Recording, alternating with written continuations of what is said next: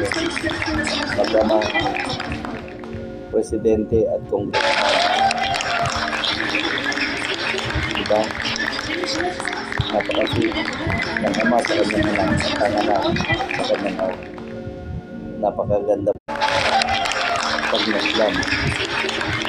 Yan po ang mga magagandang halimbawa na dapat makita ng mga bata sa mga ama